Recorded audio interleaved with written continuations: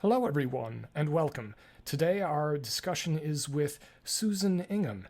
She is a licensed architect practicing in Seattle, Washington. Her firm, Casa Architecture, was founded in 2004 and specializes in residential design. The main focus of her work is to try to create environments with beauty where her clients can feel a deep sense of belonging. Susan obtained both her bachelor's and master's degrees in architecture from the University of California, Berkeley, where she studied and worked intensively with Christopher Alexander and his colleagues. Susan has given lectures at national and international conferences, and her work has been published in several books and periodicals. Well, hello, welcome. Hello, David. Nice to speak with you today. Yes, very good to speak with you. So, your firm has a practice very closely related to what the Building Beauty project is going ahead with, and it sounds like you've had probably some quite extensive on-the-ground experience in really seeing how this impacts people's lives. I'm curious, how did you come across the project and get involved? Well, I think it was through Maggie and Chris, certainly. I had the great fortune to study with Chris and his colleagues in the early 1990s in Berkeley, and worked with Chris and Hayo Nice and others, both in school and also on some professional projects as well. And then when Chris retired and went to England and Hayo went to Portland, I moved back to Seattle. I'm from Seattle originally, and worked for a few years for a small firm before opening up my own office in 2004. And I have always, of course, wanted to try and work in this way.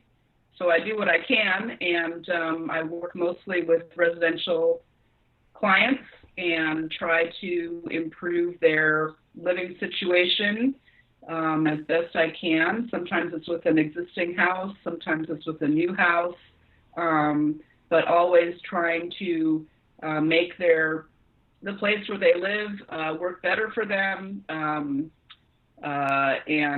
make it a place where they can try and feel ease and joy, and to make sure that their home can be the best environment for them, for what their needs are.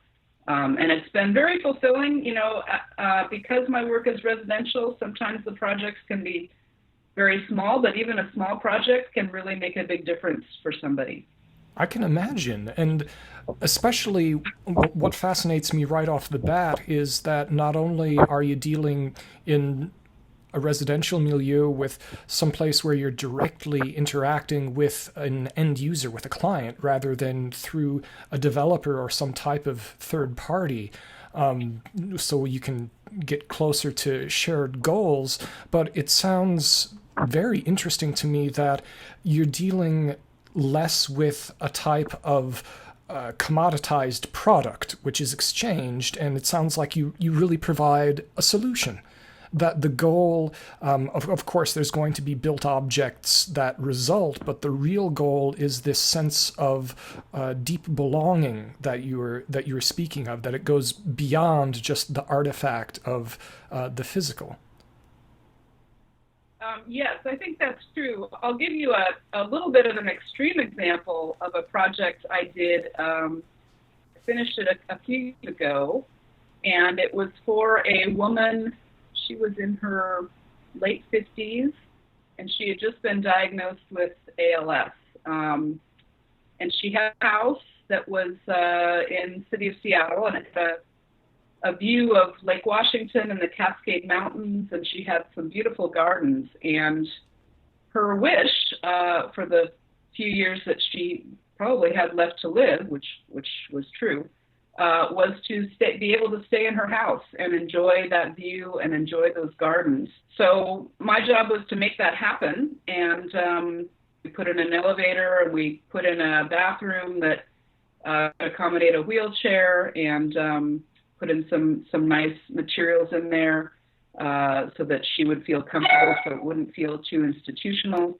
And then we widened some doorways, kind of a utility room for her, and we put in a window seat where she could lie down and look out at her back garden towards the back, which was also very lovely. And it worked very, very well for her. And it's a very small project, but she was able to stay in her house, and she ended up passing away last September, and she passed away in her house, and it was a wonderful gift that I could help her achieve in her last years living. And that's a bit of an extreme example, but something that really makes a difference for somebody, and lets them live how they would like to live.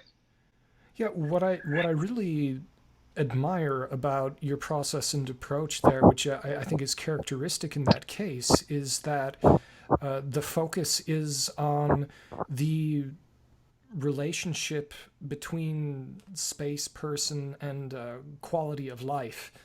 What are you looking forward to in that aspect within the context of the program, and what students might be able to experience in the situation in Naples? Well, that's a good question. And I have not been to Naples yet to see the monastery, but I'm very much looking forward to it. But I have seen many photos, and it is truly a beautiful place. And I very much look forward to going there and working with the students. One thing that I think is going to be a bit of a challenge is because it is so beautiful. Sometimes it's very difficult to know how to make it better. Projects are, I guess, easier when I can come in and say, "Oh yes, we can make a huge improvement here in your house because perhaps the house isn't working so well in a certain way, or it's very dark." But I think so. On the one hand, that's easier. It's easier to know what to do. But on the other hand, it's such a wonderful opportunity to be in the monastery, and such an incredibly beautiful place with such a high degree of wholeness and life there. That in itself will be incredibly inspiring.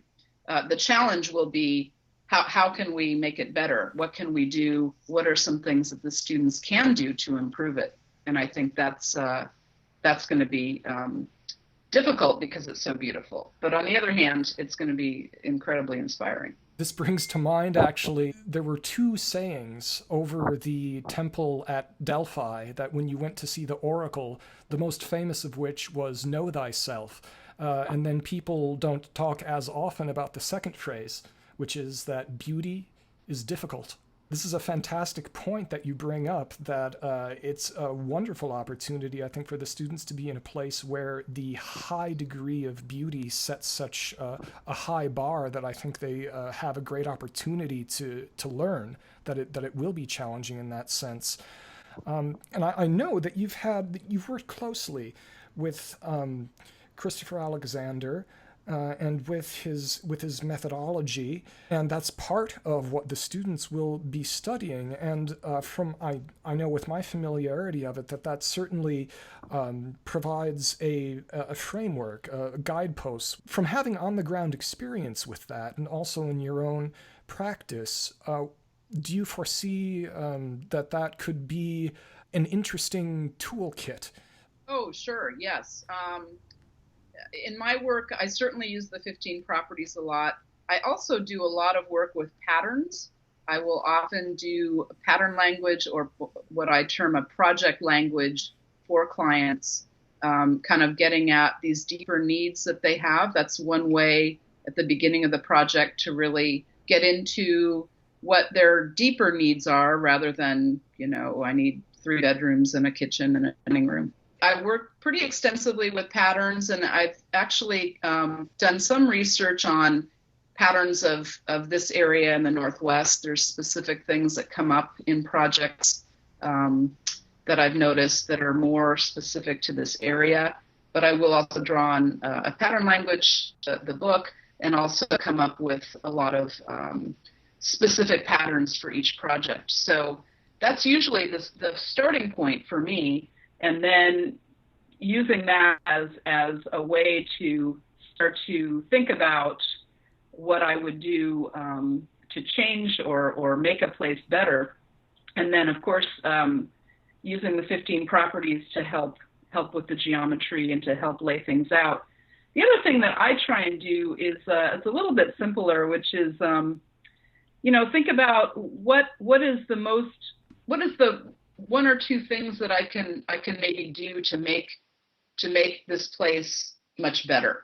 Trying to figure that out can be a challenge, but it's a way to kind of simplify things a little bit. So I'm always going back and asking, okay, is this the right thing we should be doing here that's going to make the most impact or make the most change or get us to where we want to go?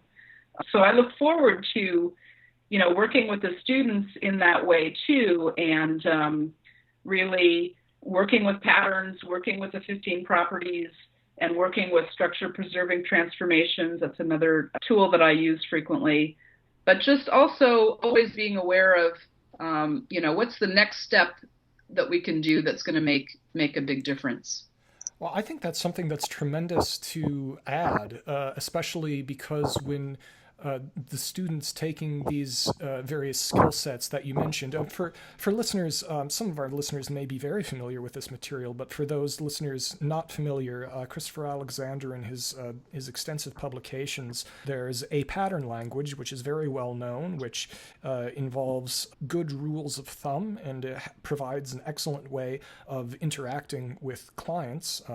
As Susan mentioned, kind of discovering truly deep needs, and also a later work of his, very extensive, called The Nature of Order, in which he talks about very process-based things and dealing with geometry and the shaping of the actual form. I think what you mentioned about the sense of deciding what's important to do right now, that students having this extensive toolkit and then developing and taking that skill with them into projects is an incredibly important skill to develop, no matter what types of resources or constraints. That would be a very important thing for them to absorb in order to get the best results. Yes, and that is something that I try and practice a lot, and you can practice it in a lot of different ways. I mean, certainly the city of Naples is going to be an amazing laboratory to get out and just start looking at things and analyzing things. One thing that I do sometimes is if I'm walking in a city or I'm going somewhere and I see a building or a structure or an environment, I'll ask myself, okay, so how is this environment? How is it making me feel? And then what is one thing that I could do that would make a difference, that would be that would kind of make it better? And you can do that in a very small scale. For example, you can do that for your own bedroom or your own, kitchen or living room.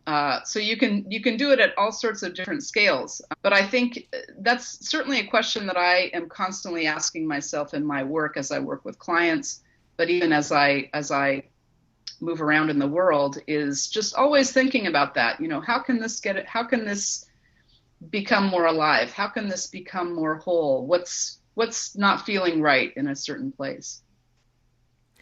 Now, another thing that's interesting about all this is that so many architects have the frustration that they do not have this kind of direct connection that you're talking about. And I'm curious that how much of your work and how you have been able to construct your own firm and make your own business decisions, how much of your interaction is this type of direct involvement and shaping of the environment based on patterns and clients, and how much of it is the type of contractor or developer interaction that people usually tend to get a bit more stressed out about?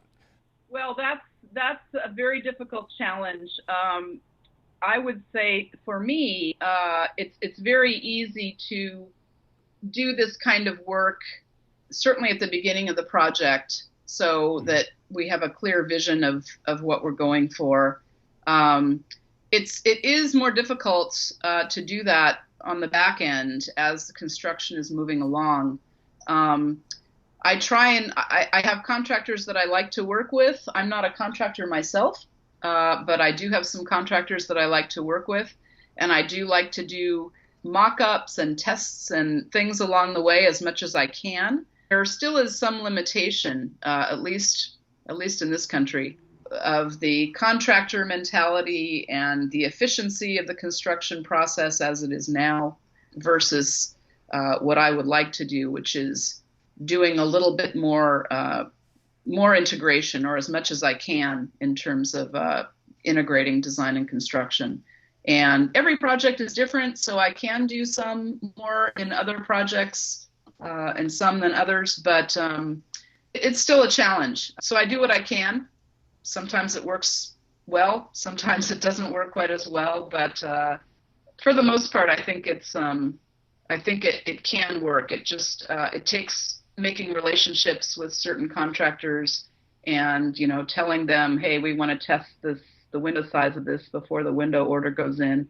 Things like that typically does take more time and more money, and that's where the clients can sometimes not go along with it.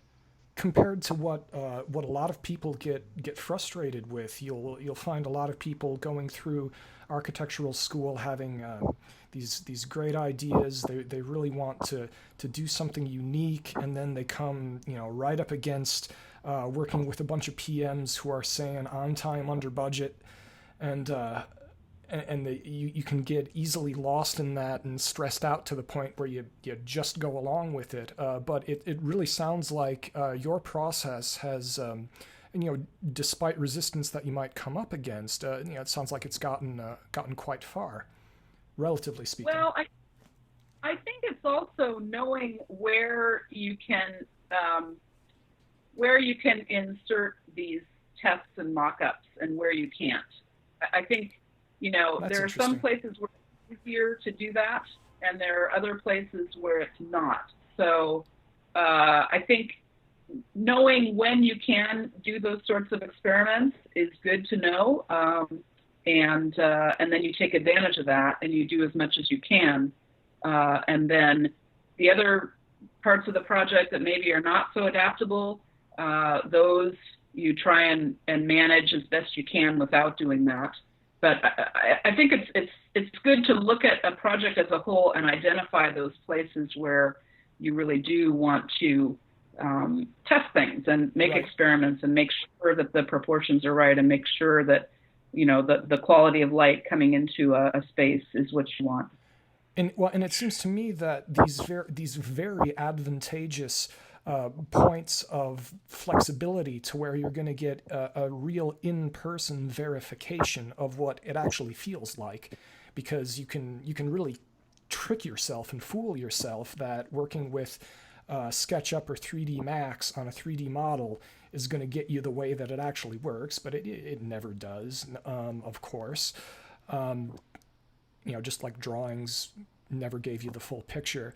But knowing, as you say, exactly where you want to have these points of adaptability and flexibility testing, and then also making sure that you have the right understanding going into it with the other stakeholders and with the contractors helps all the pieces fit together.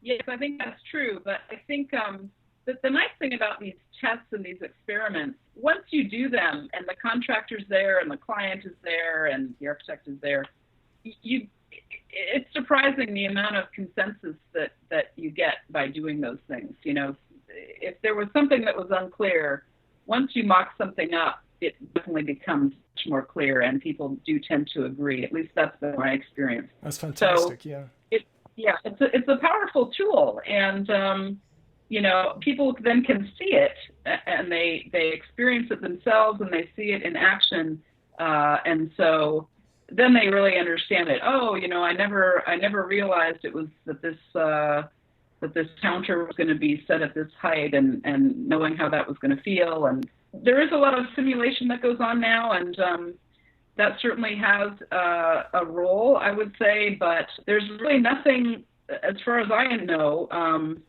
there's nothing like being in the actual place and seeing the quality of light coming through a window, or looking at a material and what that's going to be like in that space, or checking the height of a countertop, or the size of a window seat, the height of a window seat, things like that.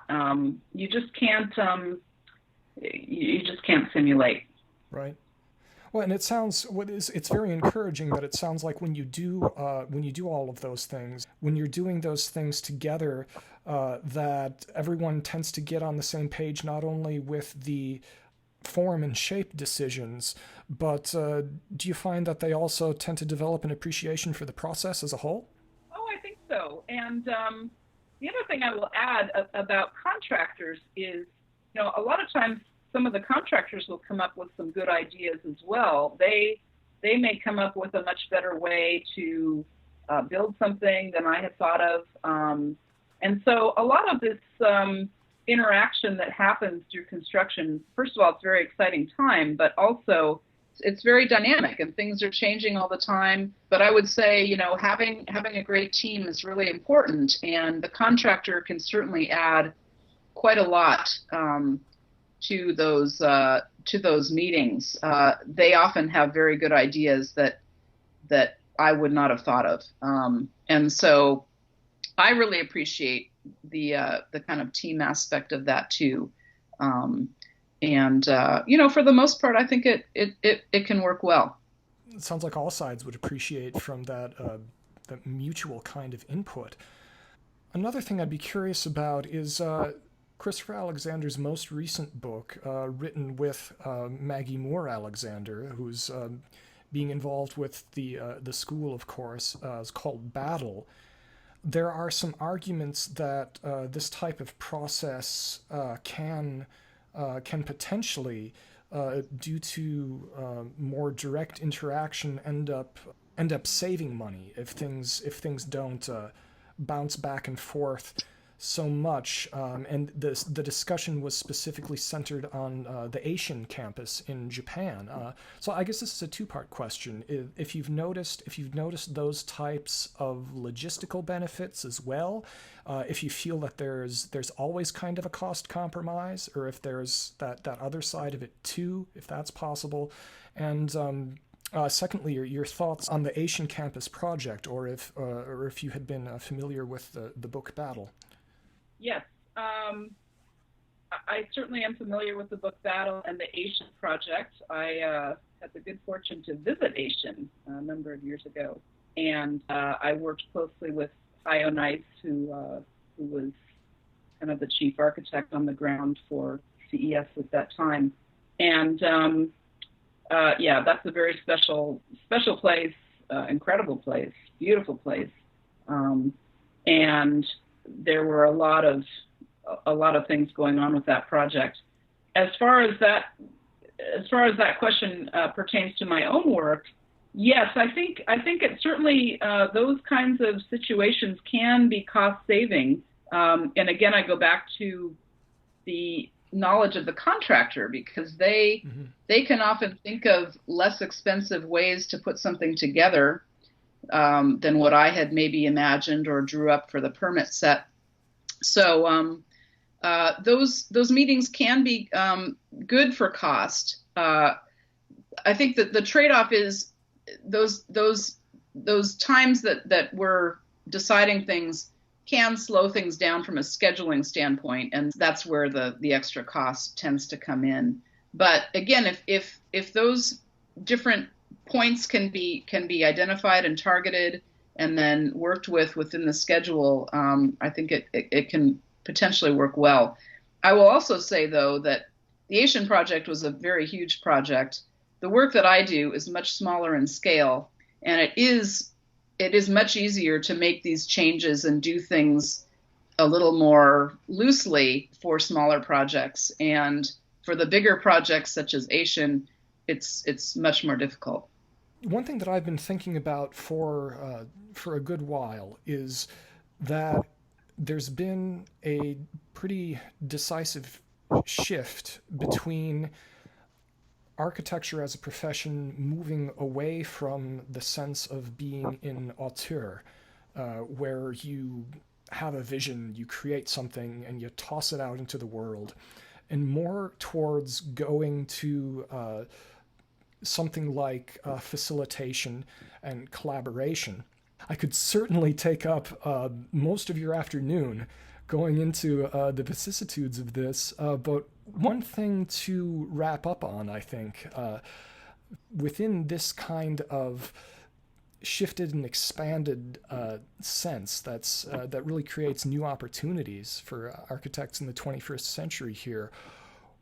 What is an example, two examples that come to your mind where this distinct way of working has brought about kind of frustration on the one hand, where you've kind of you've had to overcome obstacles, and on the other hand, where it's just been something where you feel like you hit it out of the park and something just really came together beautifully?